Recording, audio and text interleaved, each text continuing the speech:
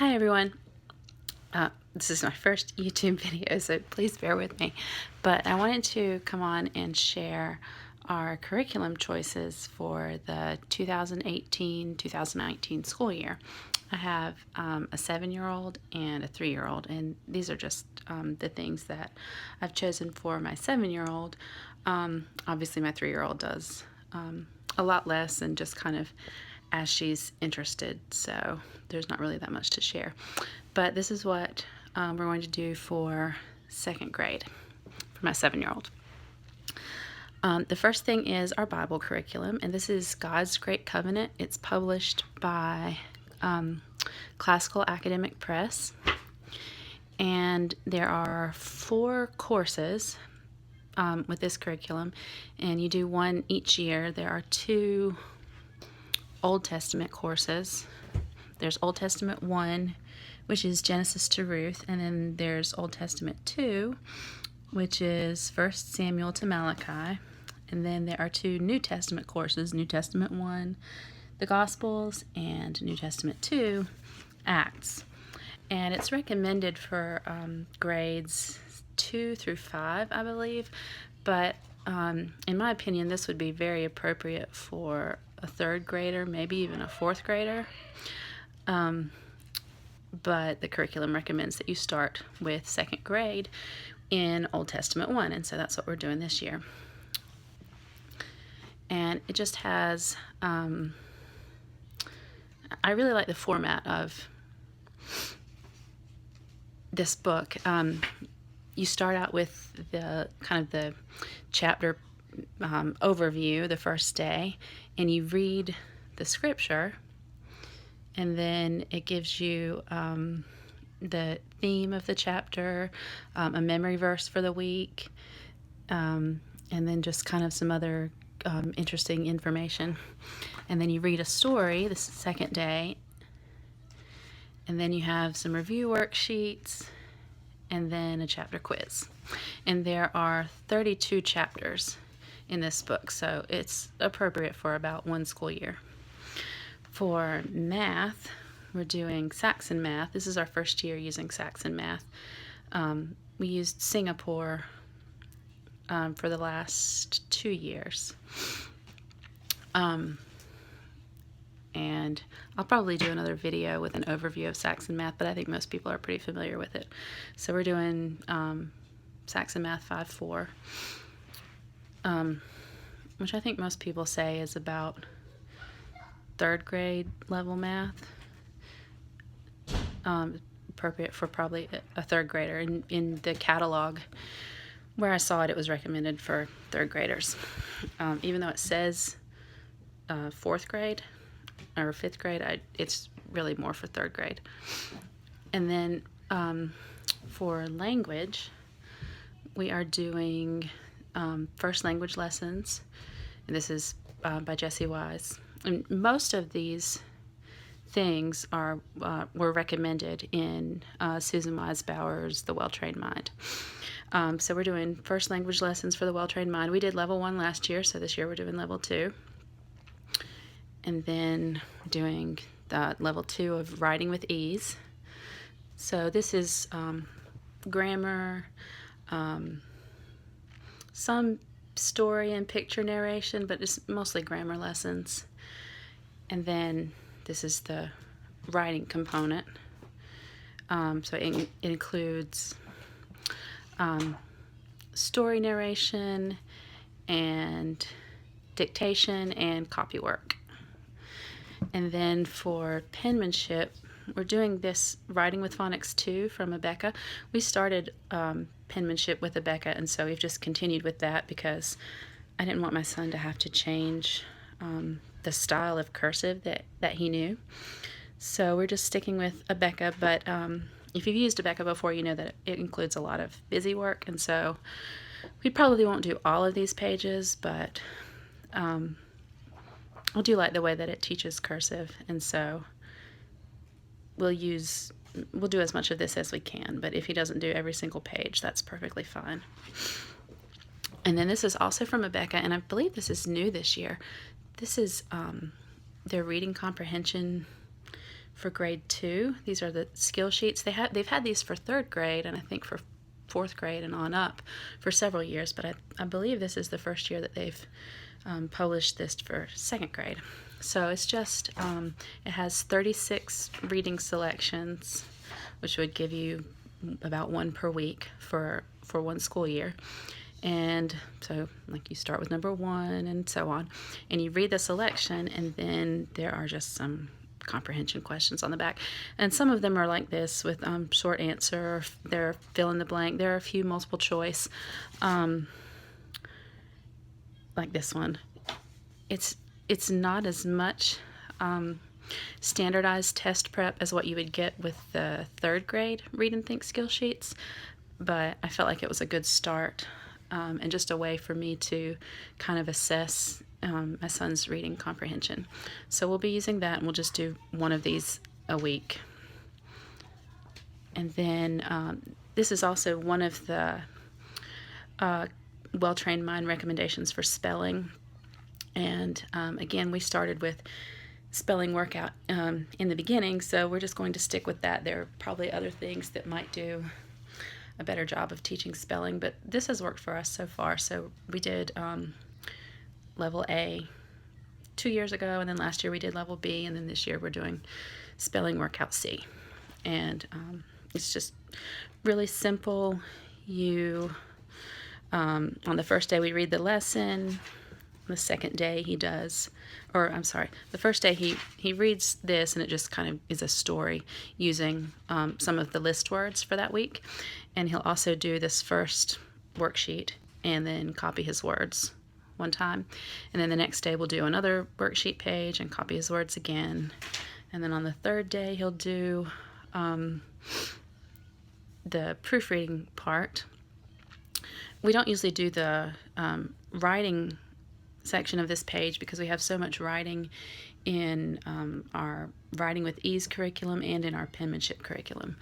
But I do like the this section that teaches them the different proofreading marks. So he'll do that on the 3rd day and then write his words in ABC order. And then on the 4th day, Thursday usually, we'll do a practice test, and then Friday we just do a test on the words. And it's just really simple and straightforward.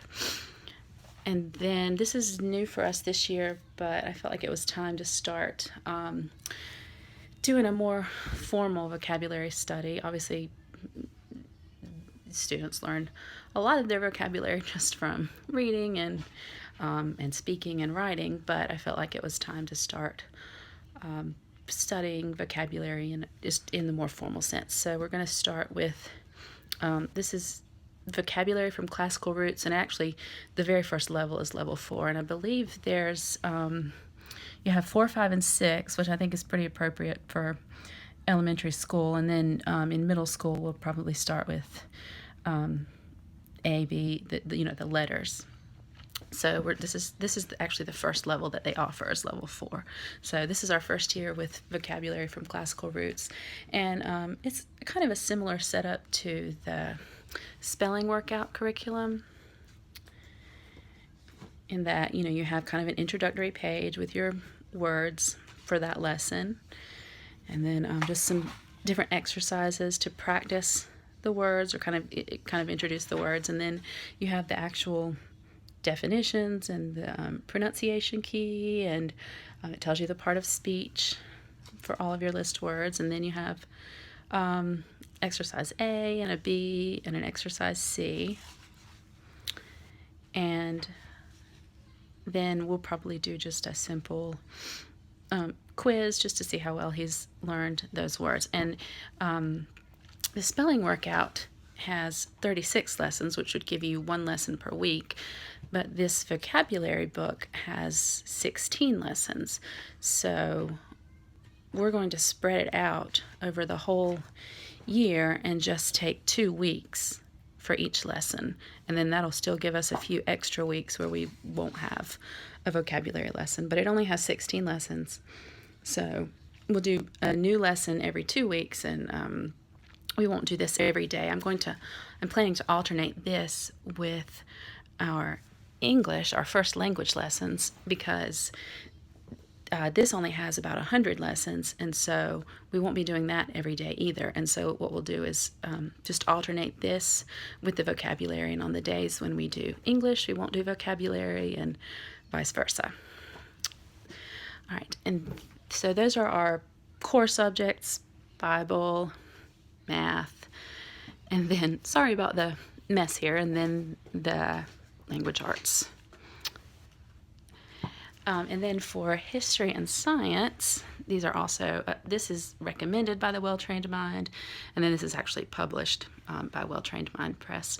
This is Story of the World. I'm sure everybody's familiar with that. We actually, this is volume 1 about ancient times. We actually did, last year in first grade, we used Christine Miller's The Story of the Ancient World, because I really wanted my son to have, I wanted his foundation in history to be in the Bible, and I wanted him to have, just a biblical worldview in his history studies. But I feel like, and we're studying history chronologically, but the further along you go in history, the more we have written, a written record of what happened, the more written evidence we have. As far as, the timeline of what happened and when. And so I feel like it's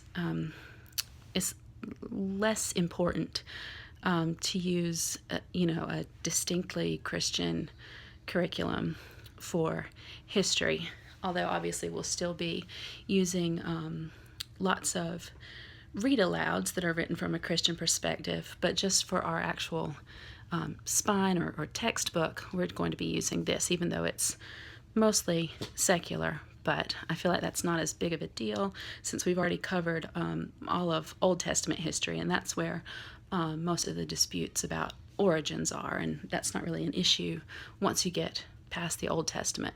So we're going to use Volume 1, Ancient Times for History this year with the Story of the World, and what we'll actually do is start with Chapter 18, because our Old Testament history last year covered all the way through the Persian Empire.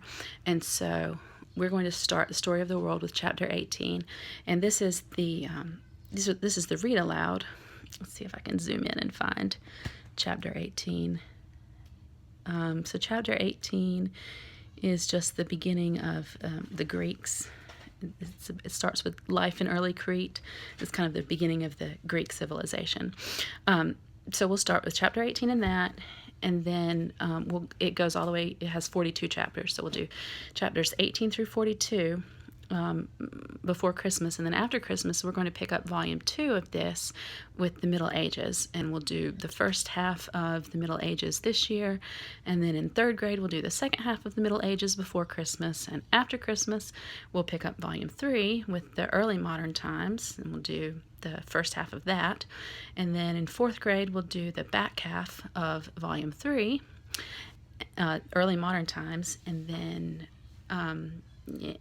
we'll finish up. We'll start with Volume 4, the Modern Times, at the end of fourth grade, and then we'll just finish as much of that as we can.